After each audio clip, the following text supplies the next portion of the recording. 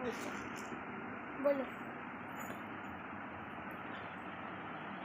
Hi hello, कैसे हो? देखो, मैं नौजवानों से तो नहीं पूछ सकती कैसे हो, वो तो बस लड़कियों की वीडियो बनाने में लगे हों, किसका पार्ट कैसा है, किसकी टांगें कैसी हैं, कोई छोटे कपड़े पहनती है, उनका तो नहीं कह सकते, पर मैं बेटियों को हेलो हाय कर रही हूँ अब। क्योंकि अगर मैं प्रेस रिपोर्टर होती ना तो हर घर में जाके बेटी का ख्याल रखती, है ना, उनके बारे में कुछ लिखती, सोचती, बताती मीडिया को। लेकिन मीडिया वाले भी तो मिर्ची जहाँ झूठी बातें रहती वहीं जाते ना, सच्ची बातें नहीं देखेंगे, वो ना देख घर घर जाएंगे, ना बेटियों की जानकारी हासिल करेंगे।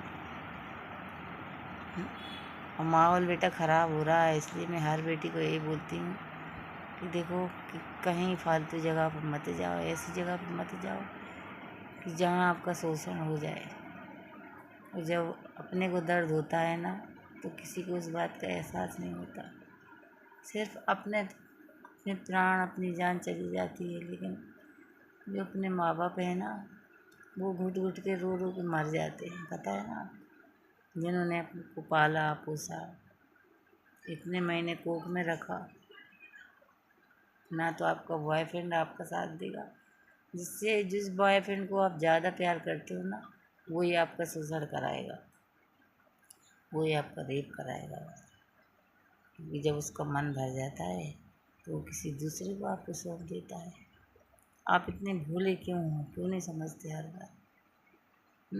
इसलिए अपने देश कुछ ऐसा कीजिए कि हर बेटी को ये देश याद करे,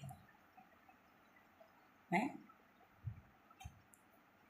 मान लो अपने को एक अंगूठी एक उंगली में लग जाती है तो कितना दर्द होता, तो सोचो सामने वाली बेटी को कितना दर्द हुआ होगा,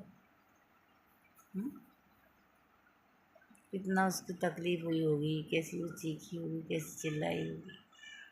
तो भगवान खुद कहते हैं कि जो सक्षम है और जो मजबूत है उसको कोई नहीं तोड़ सकता। इसलिए हमें और हमारी बेटियों को मजबूत बनना पड़ेगा और कुछ ऐसी योजना चलानी पड़ेगी। सरकार से कुछ मेरी अपील है कि कुछ ऐसी योजना चलाओ ना कि ये मर्द डरें, बल्कि घबराएं लड़कियों की तरफ देखने से और उनको छूने से, है ना। मैं है ना, मेरी खुद बच्ची हैं, लेकिन मैं है ना दूसरी बच्ची के लिए परेशान रहती हूँ कि क्या बिगाड़ा था अगर कोई अपने पैरों पे खड़ा होना चाहता है, पढ़ना चाहता है और कहीं अपना जीवन सुधारना चाहता है, तो इस दुनिया के लोगों को जलन क्यों होती? जलन होती ना तो वो गरीब की बेटी को छोड़ते हैं, ना वो पैसे वाले की बेटी को छोड़ते हैं। ऐसे उनके मन में मतलब खुरापाती दिमाग क्यों चलता? क्योंकि वो अपनी बहनों की शादी तो 15 साल में कर देती, साले गवार, ना उनको पढ़ाना, ना उनको लिखाना, ना उनको अच्छी सभ्यता देना, और 20 साल में वो माँ बन जाती। फिर उनका आदमी उनको ससुराल से भगा देता तो बस वो मायके में है ना फिर दूसरी शादी करा देते। यही सिलसिला चलता है उनकी लाइफ में। अपनी बहन को कोई अच्छी सभ्यता नहीं देते वो, है ना, क्योंकि उनको समाज वालों का डर है ना, यदि हमारी बहन घर में बैठ गई तो समाज वाले क्या बोलेंगे। लेकिन उसका तो शोषण हो रहा है ना, जिसने दूसरी शादी करा दी, फिर तीसरी शादी करा दी, उसका शोषण करा रहे, उसका बलात्कार करवा रहे हैं आप, है ना।